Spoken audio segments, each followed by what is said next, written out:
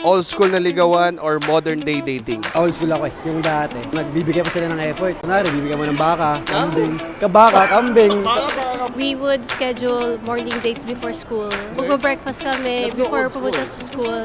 Pag hindi namin magawa yun sa umaga, kakain kami right after school. Wow. And nahahatid na.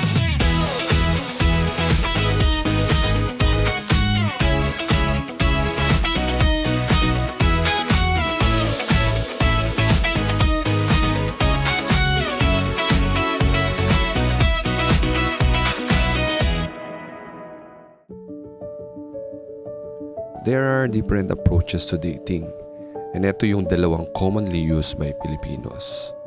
Yung old school na ligawan, where you show up, you ask permission, you prove your intentions with time and effort.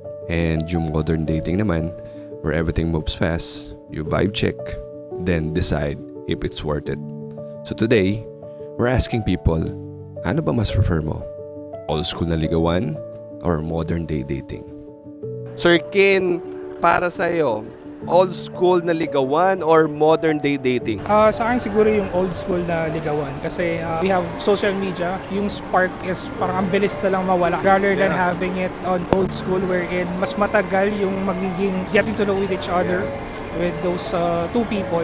Then technically, mas maganda rin magiging outcome ng relationship nila. Are you single or in a relationship? In a relationship. Ano yung mga best practices na ma-advise mo sa mga Gen Z ngayon? Huwag natin bilisan yung mga bagay na pwede naman natin gawin ng step by step. Kasi the more na mabilis mawawala sa'yo. Wow. Anong pipiliin mo? Old school na ligawan or modern day dating? Hindi ko na kasi alam yung modern dating eh. So I guess doon pa rin ako sa old school. Because traditional, no, mas sentimental, mas may effort. At the same time, pinag-iisipan. Kung may papayo ka sa mga Gen Z ngayon, doing this modern day dating, ano yun? Kahit ano naman siguro, either old school or modern dating, but if it's genuine, no, natural sa'yo, yung gusto mo yung gagawin mo, and pinag-isipan mo, unique, no, kahit ano man yan, expensive or not, basta very unique, galing sa puso, I guess ma-appreciate ng taong nililigawan mo. Old school na ligawan or modern day dating? For me, okay. Old school ako eh. Bakit naman, bro? Kasi, diba, sabihin na natin, yung dati, nagbibigay pa sila ng effort. Kunwari, bibigyan mo ng baka, kambing, kabaka, kambing, baboy. Parang may sincere lang yun sa mga, tsaka kailangan mo paligawan yung magulang nila. Aba sa'yo, madam, modern day dating or old school? Old school din po. May naalala bang ginawa mo para kay madam na old school na kind of ligaw? Alam mo yun, diba, nagsulat ako. Pinadala ko sa kalapate. Hindi, Handwritten letter. Handwritten letter. Pinadala mo sa kanya. How do you find it naman yung handwritten niya? Nakaka-touch po. Ano mas pipiliin mo? Old school na ligawan or modern day dating? Base sa edad ko, sa age ko, syempre mas pipiliin ko yung old school. Kasi syempre may traditional na ligawan, may harana, may sulat na pwede mong i-keep. Matagal yung ligawan, matagal na proseso, matagal bago maging sila. Syempre mas kilala mo, so maglalast yung relationship. Unlike ngayon sa modern, through chats, text lang, hindi pa nag-meet pero sila na, di ba? Kaya yun yung difference. Para sa akin, yung old school pa rin. Kaya parang sincere. Kaya, di ba, sa mga kabataan, hindi mo pa siya kilala pero nakikipag-meet up ka na. Kaya merong napapahamak. Kaya okay pa rin yung old school kasi pupuntahan ka sa bahay. Doon siya manliligaw. Pero kung may papayo ka sa mga Gen Z na doing this modern dating, ano yun? Isa na yun. Wala namang problema kung sa chats, pero dapat knowing to each other muna. Get to know more muna. Tapos wag mo nang makikipag-meet up talaga kung hindi ka sigurado. Basta alamin mo muna kung pwede hingan mo na siya ng ID. Mag-send ka ng ID. Siyempre po, para Anong ID pag mo? siyempre yung valid ID. Government ID. Para sure ka. Sure Tapos lang. bago ka ID. makipag-meet up, mama, makikipag-date ako, eto ka meet up ko, di ba? Di ba? Walang mapapahamak. Eto, yung Lavaine po. Lavaine, flowers and gift. Pag bumili ba ako, may discount ako, Ma'am Lavaine? Kahit ngayon, sir, bigyan kita ng free. Free na? Oo. Hindi ko madadalay, mamaya na lang. Okay, sige, daan ka lang sa akin, sir. Mamuela, for you, old school na ligawan or modern day dating? For me, old school ligawan. Naranasan ko na yung old school and then modern dating. And I can say na yung old school kasi more effort. Makikita mo talaga kung sincere yung tao, kung talagang love ka niya or what. Not like yung sa modern dating kasi, parang iba na yung generation ngayon eh. Minsan makukuha mo na lang sa text, sa ano, tapos kayo na. Are you single or you're in a relationship? I'm in a relationship po. Ano yung isang style ni sir na old school na panliligaw na na-appreciate? Yung ano, love letters, yung ganon. During high school days kasi ano, papaabot sa classmate, hatid ka sa bahay. So yun, so talagang effort talaga yung mas ano nun, compare yung... Kung may isa kayong lesson na gusto impart sa mga Gen Z ngayon that's doing this modern day dating, ano yun ma'am? Isa lang. Kailangan nilang mas kilalanin yung tao. Getting to know muna, mas pahabain. Hindi yung basta pag sinabihan ka ng I love you, ibig sabihin love ka na. Hindi siya ganon. Hindi siya ganon. Ayun. For you, old school na ligawan or modern day dating? Ang pipiliin ko old school na ligawan. Mas pipiliin ko pa rin ng old school ligawan kasi nandun pa rin yung kilig moments and nandun pa rin yung mga boys or mga men's na pag naniligaw sila, nandun pa rin yung mahihirapan sila para ma-court yung isang babae. Yun talagang hinahanap namin na manliligaw. Ano ba nagpapakilig sa'yo, ma'am Patricia? Kapag love ka ng partner mo. As modern kasi, mas pipiliin namin yung nandun yung effort ng mga men. So, mas Ano nila gusto... papakita? Like for example, yung isa kanina, Surprises. magbibigay ng mga baka, kambing, kalabaw.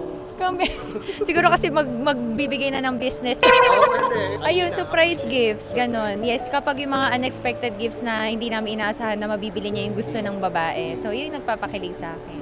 Old school na ligawan or modern day dating? Old school. Bakit sir? Mas nakikilala mo yung isang tao na in actual talaga. Unlike ngayon, modern, online na. Hindi pa nagkikita, magjowa na. Jowa na agad, sa chat lang. Oo. Unlike yung old school, makikilala mo, then yun. Takes time talaga para makilala mo isang tao. Sir, anong ginawa mo na old school style na panliligaw before na naalala mo?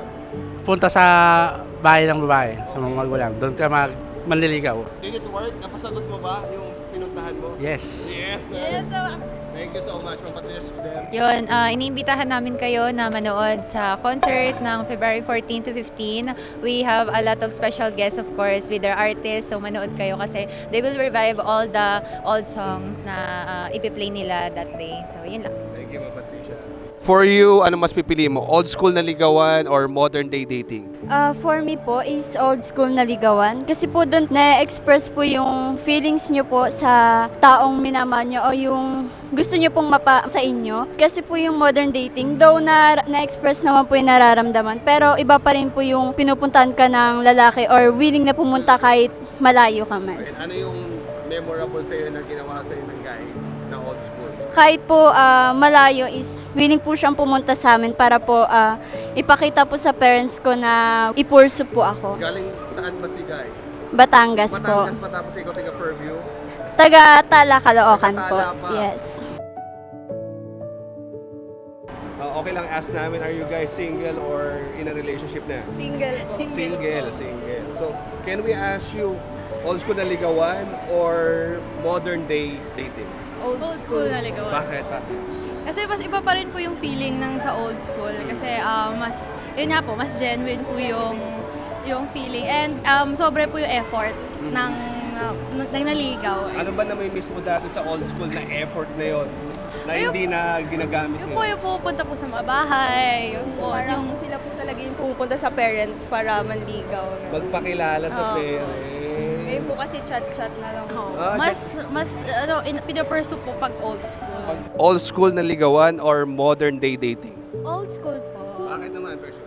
Old school kasi we want to preserve kung ano ba yung naranasang panliligaw ng mga parents natin. And aside from that, it is very sacred and very conservative. At kung saan, mas dapat i-implement natin yun ngayon sa panahon natin. Kasi nga, sa modern dating, kasi masyadong uso na yung situationship, di ba? So, dapat we have to be mature on involving with ligawan stage. Lalo na kapag pumasok ka ng situationship, masasaktan ka lang dahil wala mang assurance, di ba?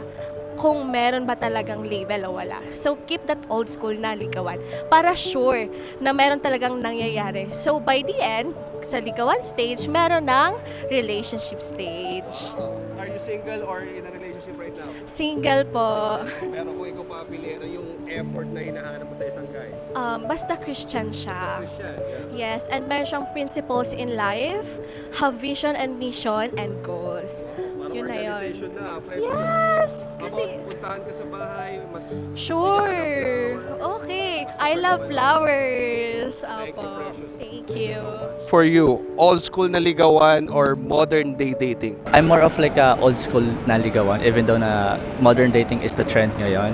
Old school ligawan is very traditional and much more reserved. Sa modern dating kasi it's like you hop in and then sometimes people don't commit. Pero sa old school kasi like may nakaharana pa. Frequent visit with flowers. I like that as well. Me and my girlfriend going for 7 years now. And may pagka-mix po kami sa old school and modern dating. She's more into old school dating. May naalala ka bang old school style? Naalala mo lang na ginawa mo kay madam? It was during around nung senior high days namin. Alright. We went into a trip and then during that trip po, ayoko po siyang iwan when after nung trip, uwian na agad. So hinatid ko po siya noon even though after like 11 p.m. na po. No? So galing saan? From QC to Kamuning. Yung school po namin kasi dati was in Kamuning. And I'm in the San Juan district po. So like it took San like Juan pa? Yes po, it took like 4 to 5 hours. Ma'am, sa inyo, may naalala ba kayo na appreciate yung na ginawa ni Sir Josh?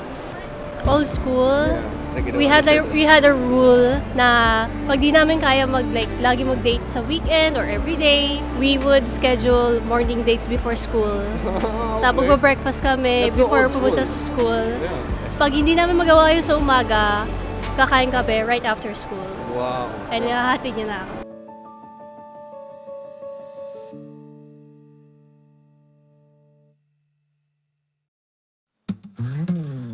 Let's read some comments naman sa SOCMED ni BW.